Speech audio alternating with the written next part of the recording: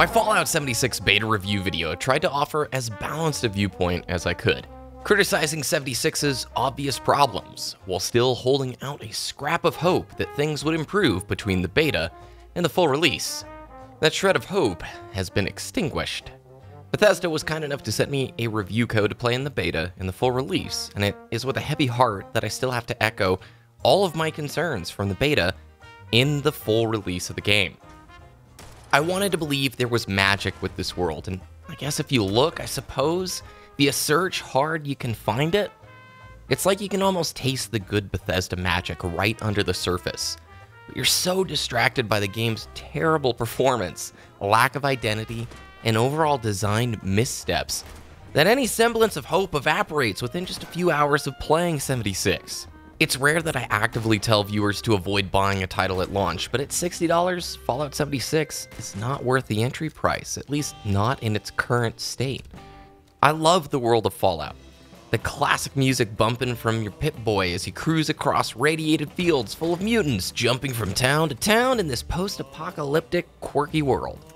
And with 76, I was so excited to be back in this world. Or so I thought. My full-release Fallout 76 adventure started the exact same way as my time with the beta did. Fiddling with settings to see if I could find any state where the game would run smoothly. Now, I have a GTX 1080 Ti and an i7-6700 in my rig, more than enough to run the game smoothly. And 76, even after adjusting, dropping, and fiddling with numerous settings, never delivered a satisfyingly smooth experience. Heck, I had low expectations, like Bethesda low expectations with the smoothness of this, but, the optimizations that people proclaimed were coming in the full release just don't seem to be present here. You may have seen some of the speed exploits players discovered by forcefully unlocking the frame rate. The aging Bethesda engine has physics tied to the frame rate, yes, still in 2018. So in order to counter this exploit, what did Bethesda do? They limited the max FPS to 63 on PC. On top of this, there is still no FOV slider, with the default FOV being set so tightly that I've heard some players are getting motion sickness. I think that's a little over-exaggerated, but does feel like you're kind of Big Boss looking through one eye. For a PC title in 2018, this is just unacceptable. Bethesda has such strong roots in the PC scene with their earlier titles that I just can't fathom, like how some of these obvious standardized expectations became oversights. Before going further into the gameplay, let's get one thing straight. Just because I'm encouraging others not to purchase 76 right now does not mean that I do not value or appreciate the time and effort of hardworking developers. They pour a ton of love into these games and genuinely want them to be the best they can be. But during my playtime of both the beta and the full release, it's become abundantly clear to me that I think 76 needed another year in the oven.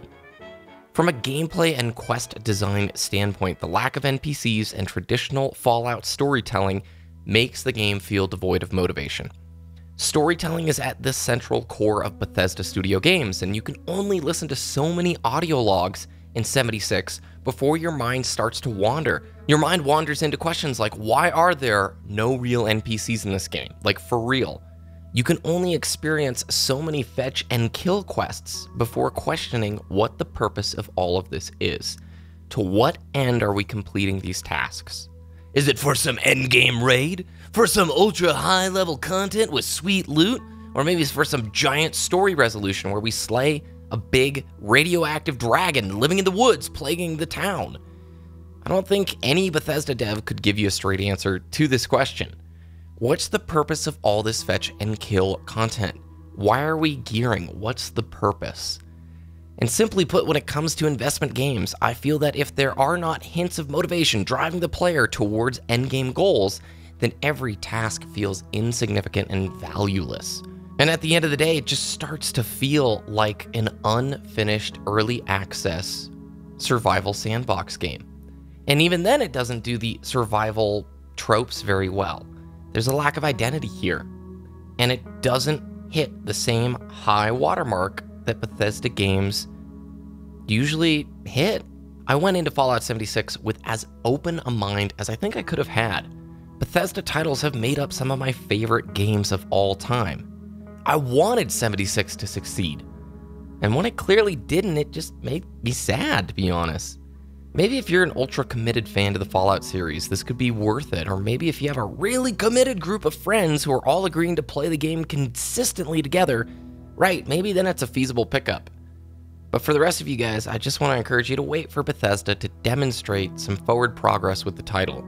There's still hope that with solid support, the game could become worth it down the road. I totally think games can transform with support over time.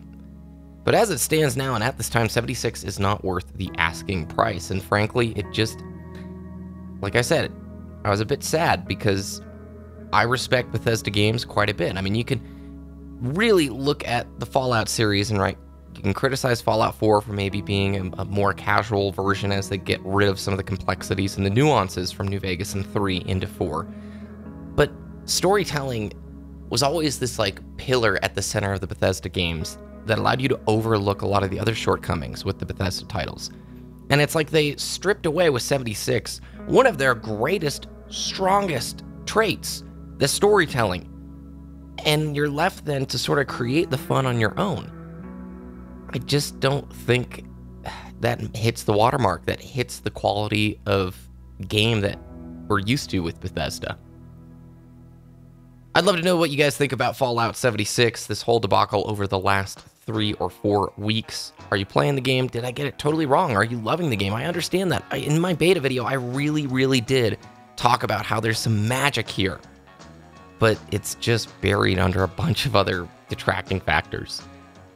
Thanks for watching. If you enjoyed the video, please subscribe for more. Follow me over on Twitter at BBKDRAGOON. I love to talk with you there. Have a good rest of your day, and I will see you again very soon.